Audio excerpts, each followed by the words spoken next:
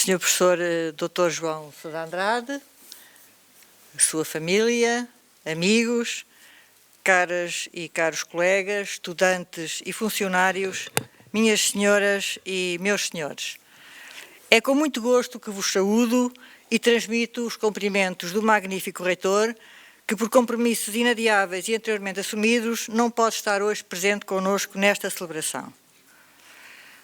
A última lição é uma tradição académica, revestida de um profundo e emotivo significado, por vezes encarada como uma despedida, mas que se deve antes constituir em oportunidade para testemunharmos o nosso apreço e homenagem pela carreira académica e legado científico, pedagógico e cultural dos nossos professores.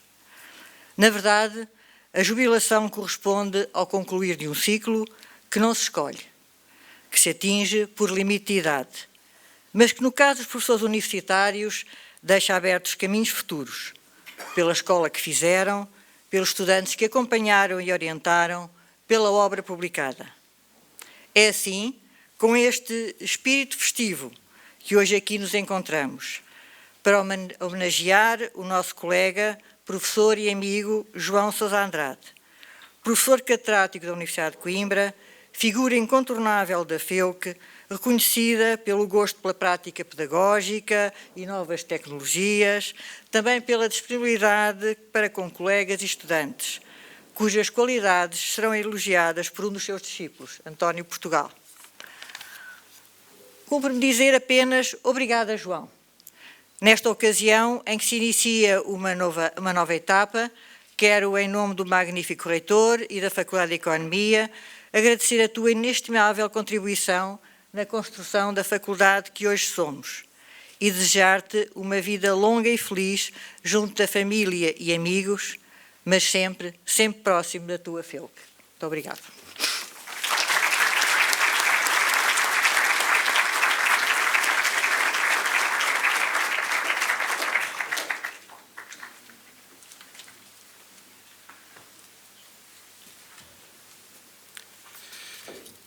Excelentíssima Senhora Diretora da Faculdade de Economia da Universidade de Coimbra, excelentíssimos Senhores Subdiretores, caro Professor João Sousa Andrade, caros colegas, caros funcionários, caros estudantes, cara família e amigos do Professor João Sousa Andrade, meus senhores e minhas senhoras, muito boa tarde.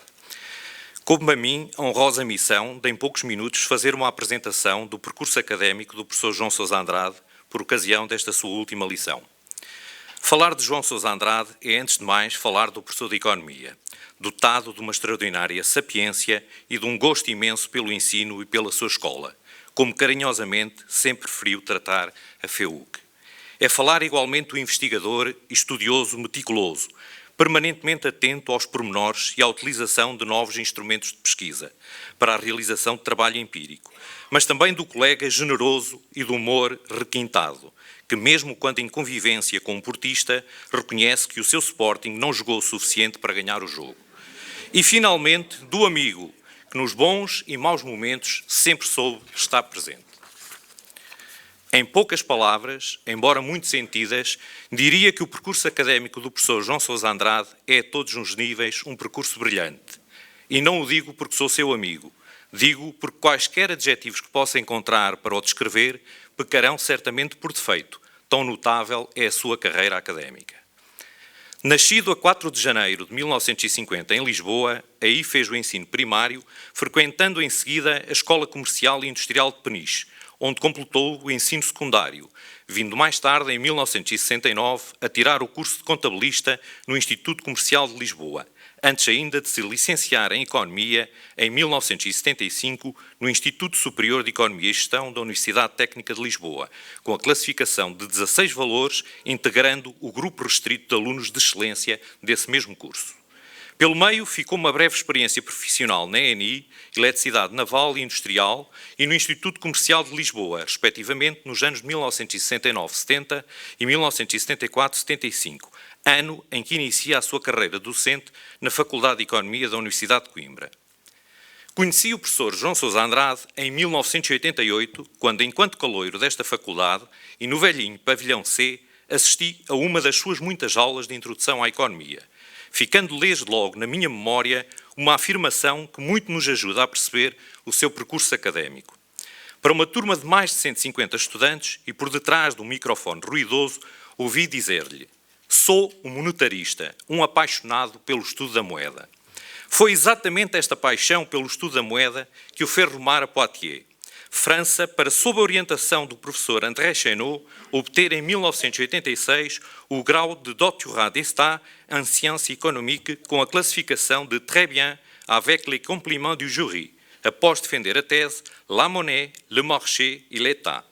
Este seu trabalho seria publicado no ano seguinte pela imprensa nacional Casa da Moeda, seguindo-se, em 1996, a publicação de mais um livro, com o título Econometria, uma introdução, dando corpo a uma das suas áreas privilegiadas de ensino e investigação, a econometria.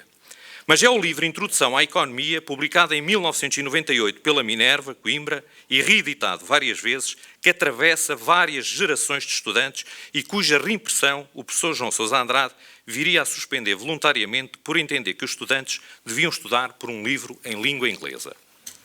É também no ano de 1998 que João Sousa Andrade realiza as provas de agregação, tendo obtido aprovação por unanimidade no domínio científico de Economia, Análise Monetária, chegando à categoria de professor catedrático no mesmo ano. Ao longo de 45 anos de carreira universitária, o professor Sousa Andrade foi responsável pela lecionação de várias unidades curriculares de primeiro e segundo ciclo, onde com mestria soube integrar novos assistentes e onde muitos de nós, atrevo-me a dizer, aprenderam a ser professores. Pautando a preparação e lecionação das disciplinas por um grande rigor científico, quer a nível teórico, quer aplicado, o professor Sousa Andrade soube sempre cultivar um espírito de equipa e de camaradagem, evidente não apenas na forma justa como as tarefas eram distribuídas, mas igualmente pela organização regular de almoços convívios entre os colegas, que infelizmente foram sendo feitos com menor frequência, não porque esse espírito se tivesse desvanecido, mas essencialmente porque nos tempos mais recentes se tornou muito difícil inverter a forte correlação negativa entre o preço dos almoços e os vencimentos dos professores universitários. Naturalmente, com esta última variável, a evidenciar uma tendência decrescente, como ele muitas vezes nos recorda naqueles tempos. Depois de ter lecionado vários anos disciplinas da sua área de eleição, a área monetária, como é o caso de moeda e crédito, moeda e instituições monetárias e financeiras e política monetária, desde 1987 até à reforma de Bolonha, foi responsável pela lecionação da disciplina de Introdução à Economia. Com a transição para Bolonha, que curiosamente coincidiu com o assumir de novo de funções de coordenador de licenciatura e do Núcleo de Economia, João Sousa Andrade passou a ensinar Microeconomia 1, tendo mais recentemente criado e lecionado as unidades curriculares de Econometria Aplicada e de Estudos Aplicados de Economia e Programação em R. O professor João Sousa Andrade desempenhou também inúmeros cargos de gestão académica na Faculdade de Economia da Universidade de Coimbra e na Universidade. Foi membro do Conselho Pedagógico e do Conselho Científico da Faculdade por vários mandatos, de Assembleias da Universidade, do Senado e do Conselho Geral da Universidade. Foi ainda coordenador financeiro do Plano de Recuperação dos Anexos da Universidade, projeto que envolveu à data cerca de 2 milhões de contos. Em 2008, honrou-nos a todos ao integrar o conjunto de membros correspondentes da Academia de Ciências de Lisboa. Desenvolveu também atividades de coordenação em diversos projetos europeus, Erasmus, Tempos, FEMISE.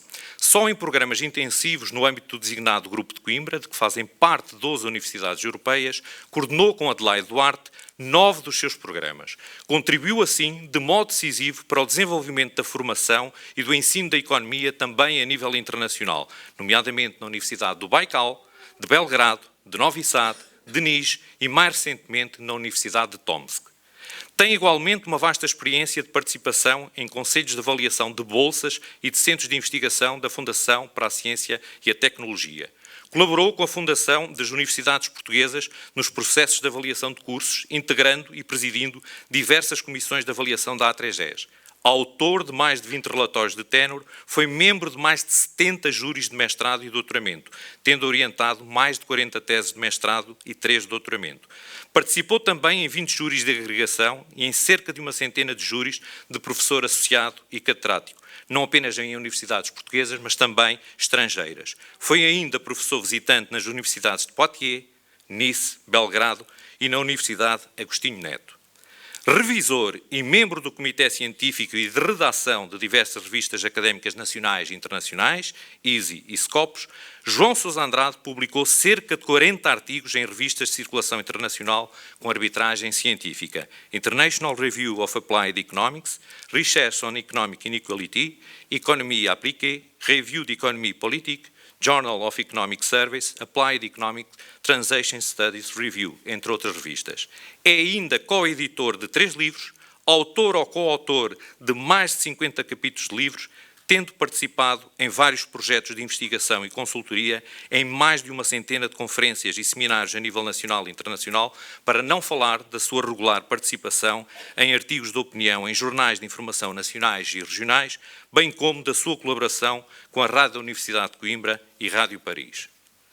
Em janeiro de 2020, João Sousa Andrade aposentar-se-á, assumindo a categoria de professor catedrático jubilado da FEUC. Passará certamente a ter mais tempo disponível para dedicar à família, aos seus netos, mas também para cuidar da sua vinha, ao volante do seu descapotável, como carinhosamente gosta de designar a sua preciosa alfaia agrícola. Mas estou certo também que muito desse novo tempo continuará a ser dedicado à sua escola, a escola que, pelo seu trabalho e generoso esforço, ajudou a construir e a afirmar-se no contexto nacional e internacional. O seu contributo para a FEUC é, pois, inestimável, e muito mais existiria para dizer sobre o seu brilhante percurso académico, mas que por minha incapacidade ou falta de arte acabou por não ser referido. Não posso, todavia, terminar esta minha intervenção sem antes de lhe desejar as maiores felicidades e agradecer-lhe tudo o que fez, e certamente continuará ainda a fazer pela nossa faculdade, pela sua escola. Foi um privilégio muito grande ter trabalhado consigo, mas, acima de tudo, ter sido meu, ter sido o nosso professor de Economia. Estamos, pois, todos muito ansiosos por ouvir a sua última lição. Muito obrigado, professor Sousa Andrade.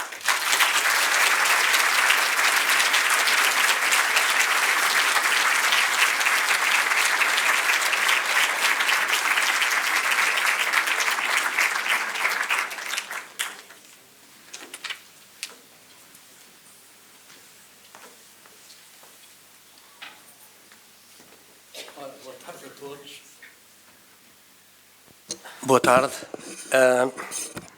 Em face dos elogios, calmo, lembrando a ironia de Francisco Salgado Zenha. Sejamos modestos. A modéstia é a melhor forma de vaidade.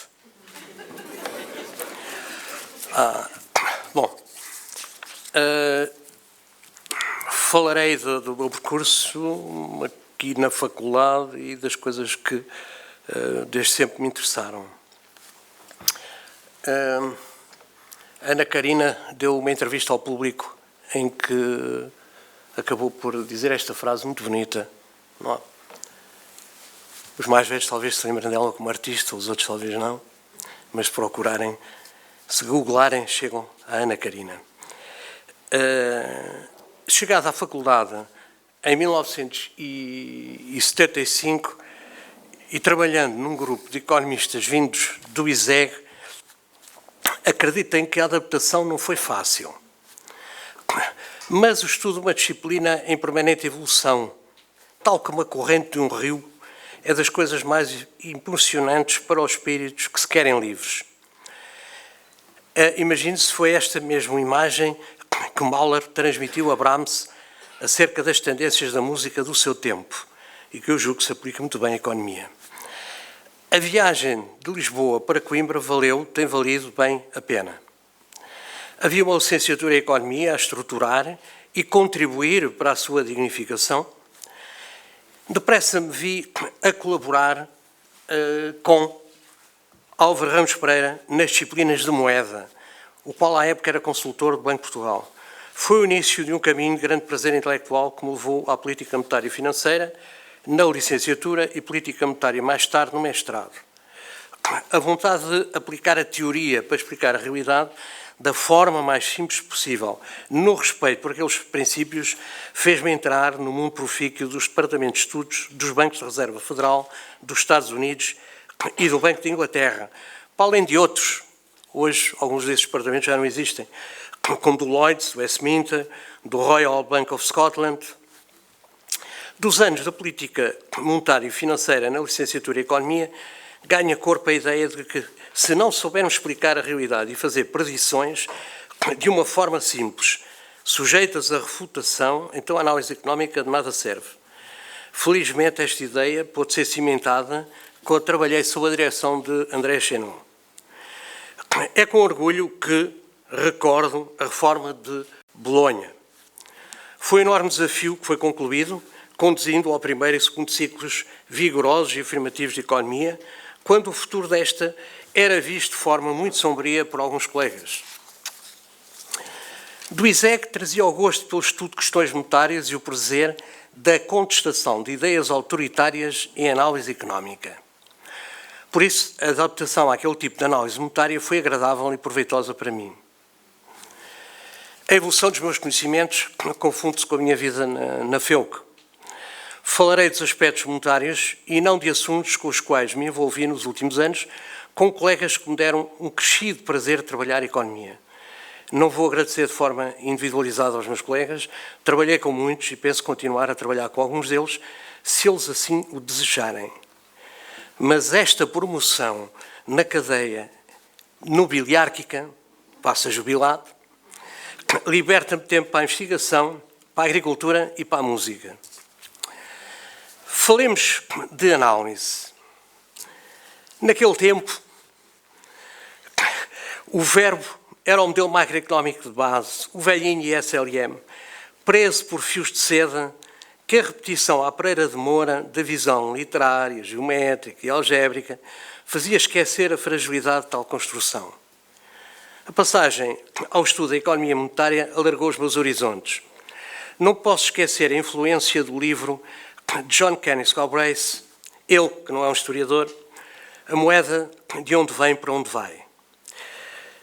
O interesse pela problemática da integração da moeda nos modelos de equilíbrio geral levou-me a Walras e, mais tarde, aos autores austríacos, Menger, Mises e Hayek. Algo tão fundamental como a moeda não poderia ficar fora daqueles modelos, como acontecia e, infelizmente, ainda acontece. Deliciei-me a estudar aquele problema através de Oscar Lange, Dom Patinkin e André Chénon.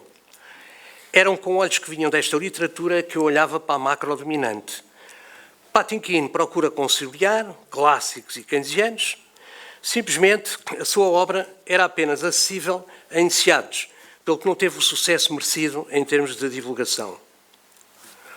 Olhando para o enquadramento dito keynesiano do ISLM, a primeira dificuldade surgia com a denúncia feita por Nontieff, ainda em 1936, da solução ad hoc de uma oferta de trabalho não homogénea de grau zero, como afinal se impunha para as restantes equações do setor real da economia, e que constituía o fundamento da teoria do desemprego de Keynes. Este truque simples destruiu a dicotomia do modelo clássico. No fundo, tinha então razão Walras, em 1874, quando declarou que a moeda era de facto uma simplificação prática e uma complicação teórica. Estando na universidade, cabia-nos a parte da complicação. E que era feita a revolução keynesiana dita contra-revolução de Robert Clower.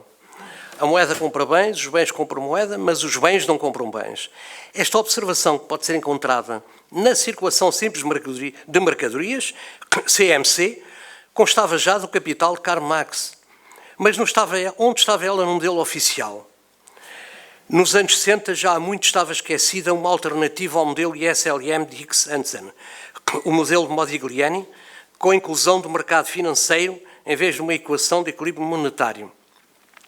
Mas a lei de Walras levou a escolhas diferentes que foram marcantes para a história da macroeconomia. A curva de Phillips, 58, na adaptação de Samuel Solow, introduzia naquele modelo as variações de preços. O santo grau da macroeconomia estava encontrado, mas o altar para o colocar era demasiado frágil e por isso difícil de aceitar. Em 67 e 68, Phelps e Friedman destroem a solidez da curva de Phillips. Sobre a fragilidade da dita equação de equilíbrio monetário falarei mais à frente. A evolução das ideias e economias nunca para. Alan Blinder dizia em 1988 que por volta de 1980 era difícil encontrar um macroeconomista académico norte-americano com menos de 40 anos que se afirmasse keynesiano. Se as críticas à curva de Phillips faziam parte dos estudos universitários, já as suas consequências não faziam parte do modelo oficial. Mantinham-se à parte. Uma palavra sobre Richard Lipsen. Não só porque comecei a estudar economia pelo seu Positive Economics, mas também porque termino a lecionar pelo seu Economics. Em face da regularidade empírica da curva de Phillips, Lipsen, ao contrário de Samuelson Solow, que lhe dão uma leitura agregada em termos de preços e desvio do produto, medida ou não para taxas de desemprego, Lipsen vai procurar os fundamentos microeconómicos que poderão sustentar tal relação agregada. Ou seja, a procura de fundamentos microeconómicos para a macroeconomia é assim muito antiga. Não? Tal como a explicação de Lipsen, também as críticas à curva de Phillips tradicional eram ensinadas, bem como David Laidler e Alan Walters, dois famosos monetaristas na altura no Reino Unido. Estou convencido que foi neste contexto de ensino, naqueles anos, que fui autoformado nos aspectos empíricos e na necessidade de conhecer e estimar modelos. As questões tinham traduções empíricas e, por isso, havia que as obter e decidir. Os aspectos relacionados com o meta-análise hipotético-dedutiva, ou seja, teóricos, tinham de ter expressão em modelos empíricos e tinham de ser confrontados com os dados disponíveis. Se não podemos explicar a realidade com os modelos, então estes nada nos servem. A revolução na FEUC foi profunda no que respeita aos estudos empíricos. Criado o mestrado de Economia Europeia, lá consegui, por uma fresta estreitíssima, criar uma opção cujo nome faz hoje rir alguns. Modelos econométricos da economia europeia. Estudávamos econometria aplicada, aqui na sala está ainda uma estudante desse tempo, estudávamos econometria aplicada usando o RAT, para o qual tínhamos um único computador, um Schneider, no torreão, estava sediado no torreão do Palácio dos Limas. Mas era necessário mais, sobretudo nos primeiros 5 anos, na licenciatura em Economia. A disciplina de Econometria Aplicada foi criada 2 anos após a sua proposta. É que na altura o Conselho Científico não queria que eu me sobrecarregasse com mais trabalho. Quem olha hoje para esta faculdade tem dificuldade em perceber como foi o seu passado. Na Academia Portuguesa, o caminho para o desenvolvimento de estudos empíricos sobre a economia portuguesa foi repleto de espinhos. O que parece hoje ser óbvio não era de todo há 30 anos.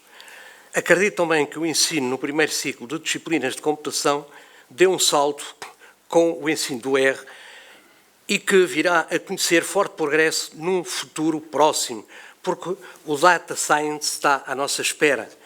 Se não soubermos apanhar, ele não vai ficar à espera.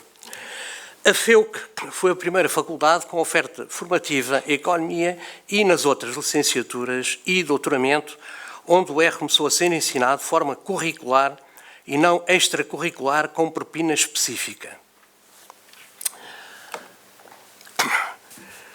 Bom, regressando ao modelo ISLM, pobre moeda na macroeconomia, onde um equilíbrio monetário igual a uma procura e uma oferta de moeda. O modelo é macroeconómico, mas a procura é apresentada como microeconómica. Os ensinamentos do Market Experiment e do Individual Experiment de Patinkin foram uma espécie de conhecimento elitista. O povaréu contentava-se com aquela equação. Laidler e Walters irão contestar tal formulação. Se do ponto de vista micro temos a quantidade de moeda como variável dependente, do ponto de vista macroeconómico, ou temos o nível de preços na versão monetarista ou a taxa de juros na versão keynesiana. Teríamos de esperar pela econometria das variáveis não estacionárias para que tudo ficasse claro em termos de relações de cointegração. A ideia daqueles autores estava assim avançada de uma dezena de anos. Mas fiquemos, para simplificar, com uma procura de moeda macroeconómica dada em termos de procura de moeda. E a oferta? De onde vem a oferta? O pragmatismo de Keynes levou a dizer que a oferta é exógena, era exterior ao modelo. Exterior queria dizer que, por decisão divina, a quantidade de moeda era um dado. Assim, não tinha de se preocupar com a oferta de moeda. Era uma simplificação expedita. Mas isso significava que alguma autoridade teria de ter esse poder.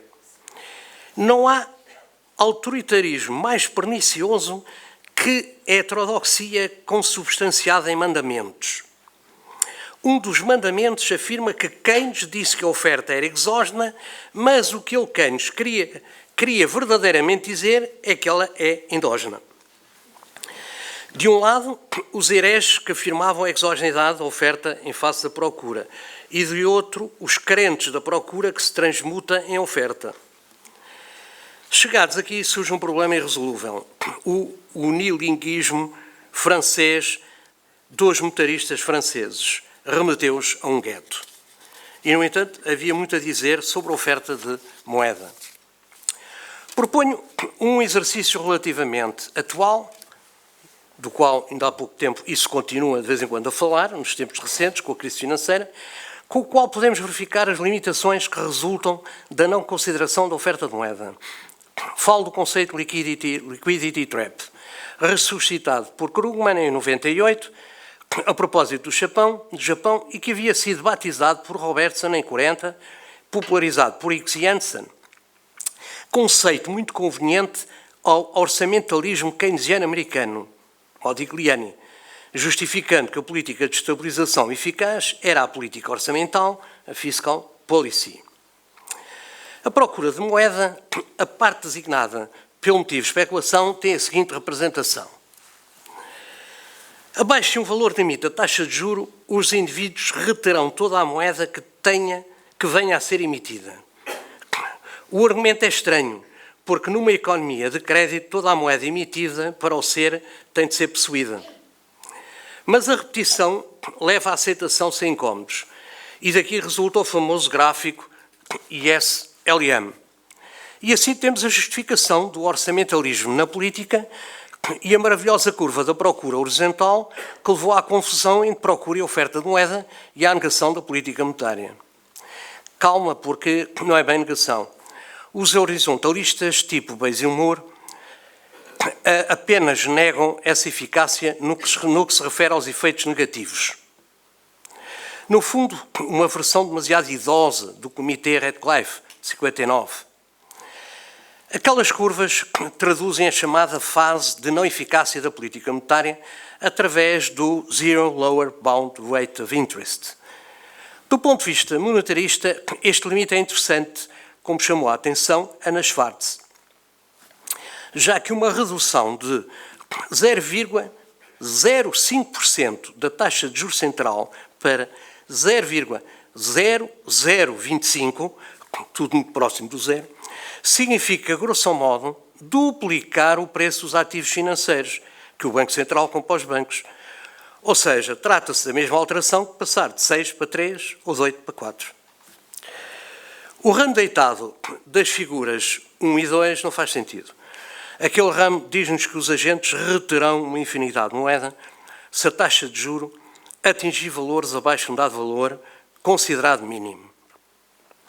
Os indivíduos procuram moeda por diferentes motivos, mas os seus encaixes monetários só seriam infinitos numa economia de abundância tal que a própria moeda não seria necessária.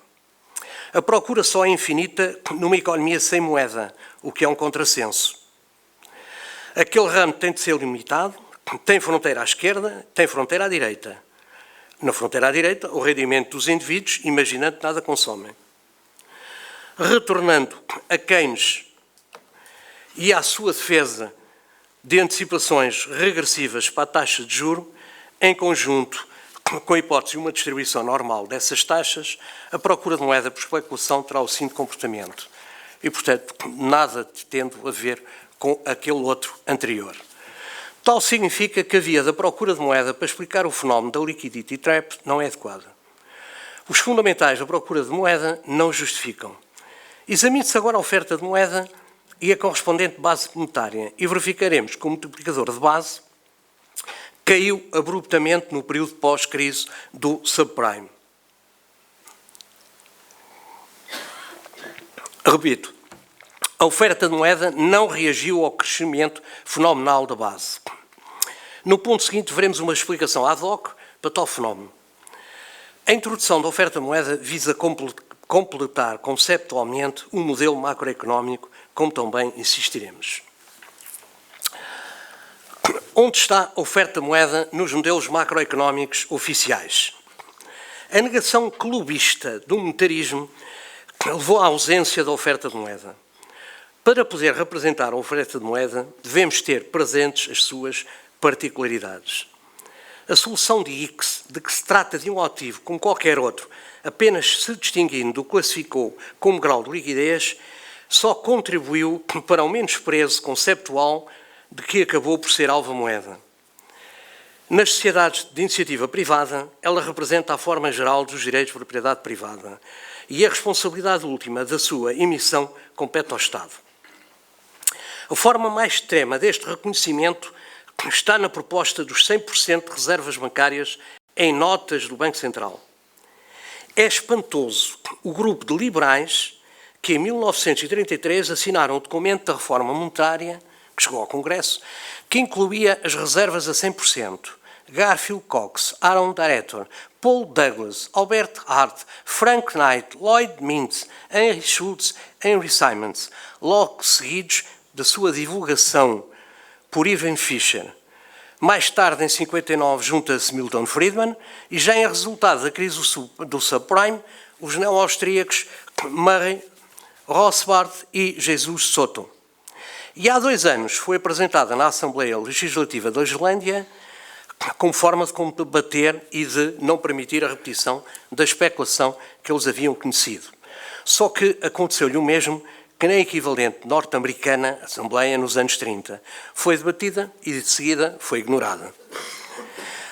A regra aprendida nas disciplinas de moeda, que os créditos fazem os depósitos, mantém-se à parte da macroeconomia, enquanto a criação de títulos, mesmo de curto prazo, assegura a criação de um poder de compra prévio, a criação de moeda é sempre criação de um poder de compra novo. Esta deveria ser a grande vantagem de um modelo de Hansen relativamente a Modigliani, a inclusão da oferta de moeda, mas não foi. A maior particularidade da moeda resulta do facto que a moeda é oferecida a quem a não procura. Ela é criada em operações de crédito bancário em que o devedor não quer moeda para si, não a procura, pretende pagar ao vendedor do apartamento, da viatura ou das máquinas e matérias-primas. Uma criação monetária excessiva em face da sua procura exante provocará uma procura acrescida de bens ou de ativos financeiros, podendo ser inflacionista ou reduzir a taxa de juro. Uma produção insuficiente de moeda em face da sua procura será responsável por processos de deflação. Também aqui a sua particularidade é gritante. Perdendo valor pela subida dos preços, a moeda torna-se mais procurada. Ganhando valor pela queda dos preços, torna-se menos procurada. A moeda, ao contrário dos outros bens, tem a característica que a oferta cria a sua própria procura. E continuando com André Chenot, termino este ponto que irá confluir com o seguinte: todas as representações da macroeconomia que esquecem o setor bancário enquanto criador de moeda são representações amputadas.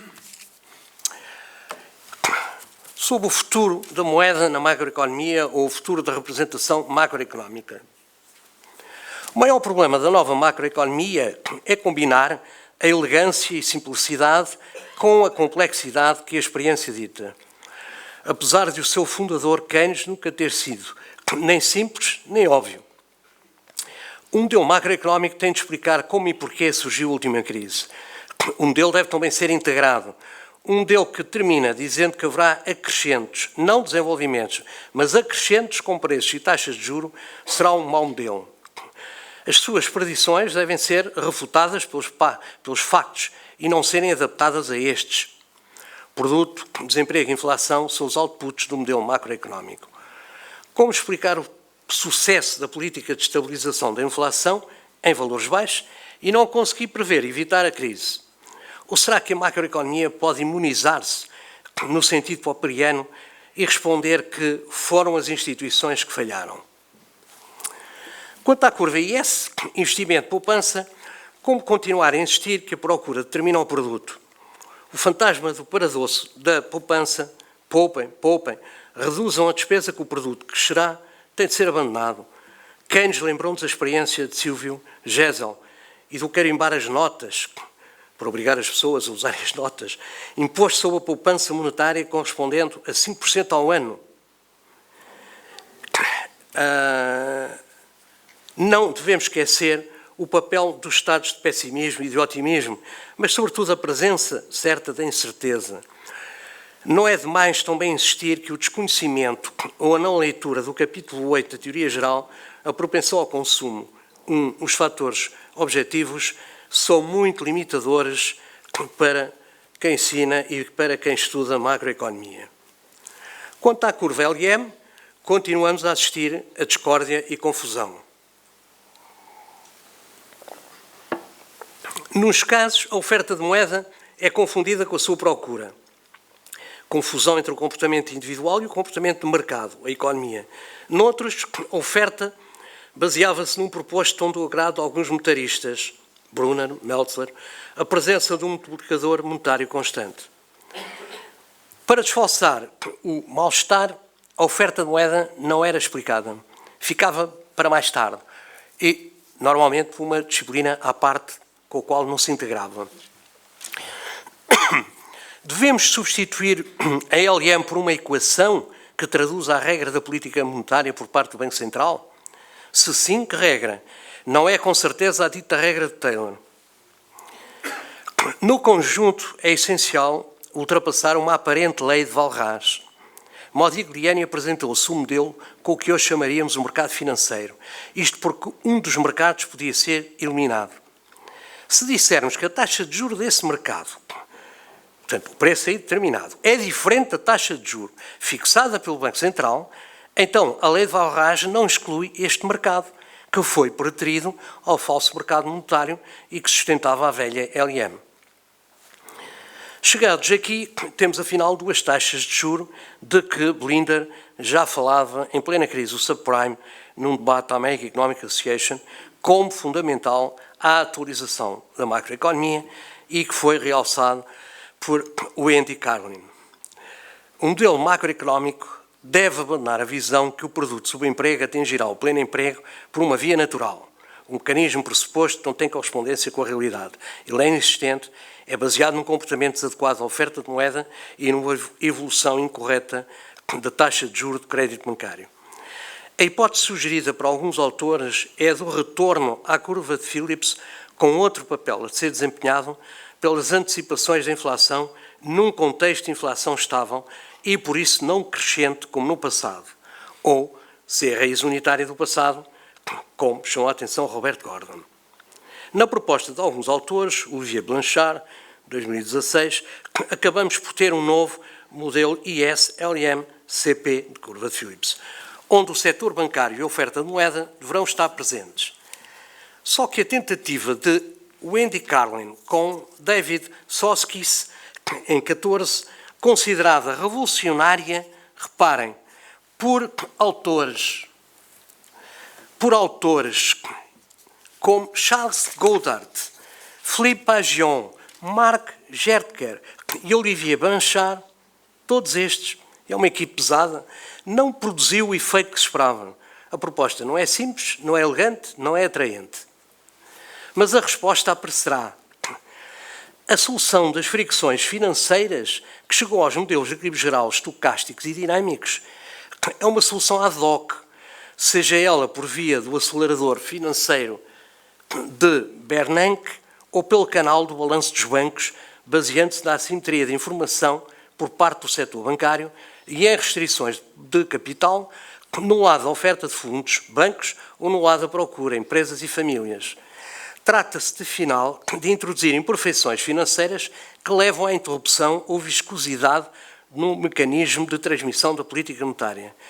Esta solução de computação de modelos não deve esquecer a solução conceptual da presença da oferta de moeda e do que ela representa em termos de um modelo macroeconómico. A economia sempre reagiu com sucesso às suas próprias deficiências e creio que assim também o será no futuro. As ideias são um caminho possível que já está a ser construído. Só temos que apanhar o comboio do progresso, no ativo ou na reforma. Um ponto final. Tantas pessoas que me enriqueceram pela sua inteligência, conhecimento e com os quais tive o privilégio de conviver e trabalhar em prol da Faculdade de Economia, da Universidade de Coimbra e do ensino de Economia no país. Já referi um, André Chenot. No país, nomearei apenas 4. O professor José Teixeira Ribeiro, o professor António Simões Lopes, o magnífico reitor Rui de Alarcão e Silva e o professor Manuel Jacinto Nunes. Teixeira Ribeiro, o defensor de estudos modernos de economia na Universidade de Coimbra, por isso mesmo, um amigo indefetível da FEUC, proponente da criação de um centro de economia junto ao Itão Inic, proposta infelizmente não concretizada na altura.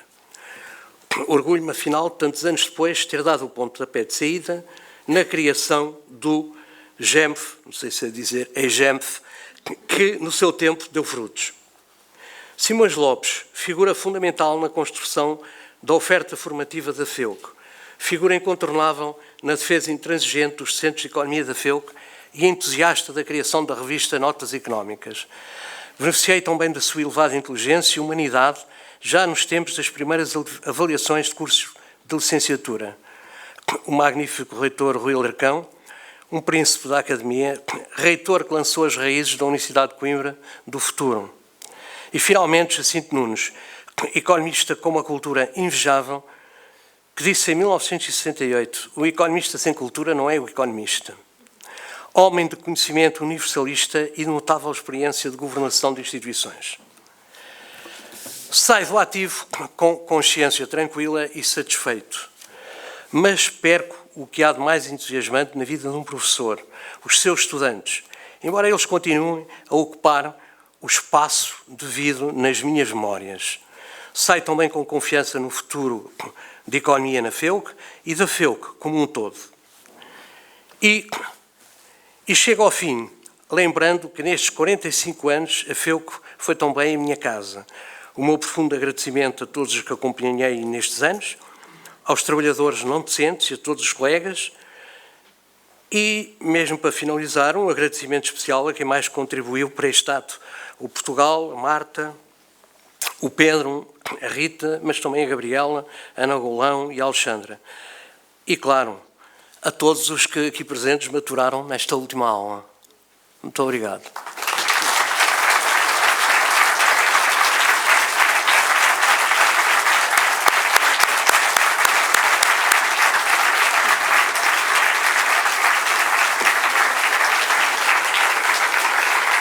Opa.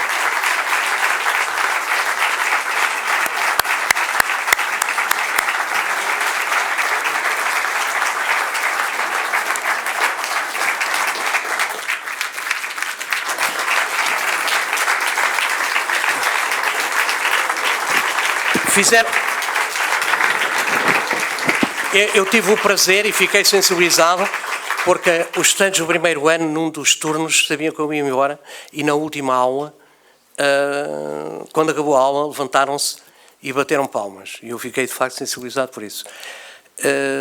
Isto tipo para dizer uma coisa que não lhes disse a eles, mas digo aqui. Se continuarem a bater palmas, eu vou até ao fundo, volto e vou ler outro texto. Faço como na música. Portanto,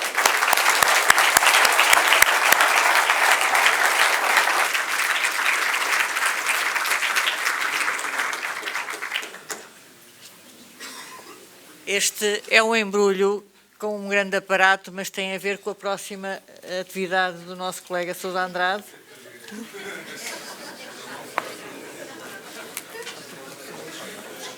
Isto tem a ver com os luzes. Muito obrigado. Muito obrigado. Tem que abrir, tem que abrir. E como, naturalmente, o João referiu a família, para a Adelaide uma salva de palmas e um ramo de flores.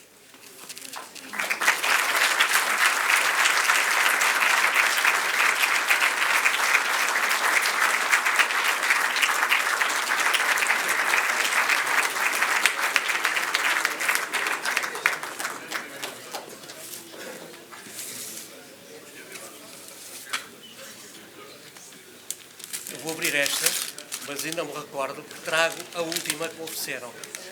O Xavier está na conversa, mas ele lembra-se disto. Foi na altura da agregação. Foi a Ana Maria que me foi dar.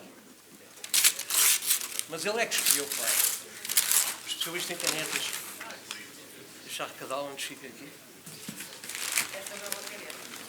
Não.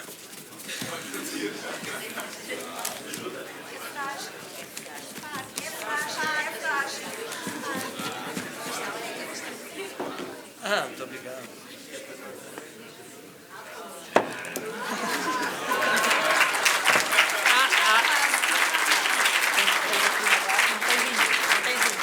Não tem vinho. Quer dizer, o mais importante... É para continuar no ativo a produzir. Opa.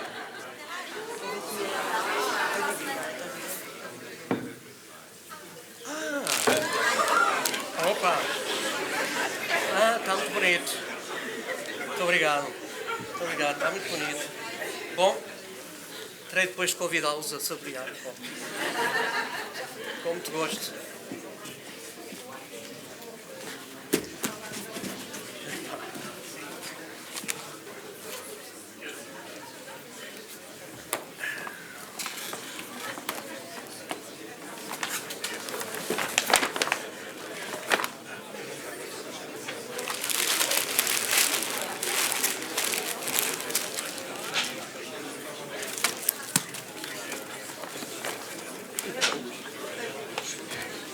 Não, não.